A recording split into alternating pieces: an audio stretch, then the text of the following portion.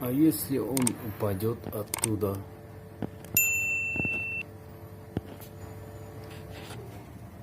Нет? Не упадет? Человек на крыше пятиэтажного дома. 2, 3, 4, 5. Человек на крыше пятиэтажного дома чистит снег.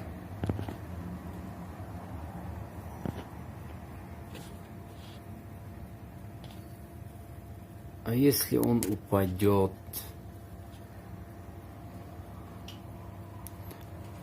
У него не застрахован ничего.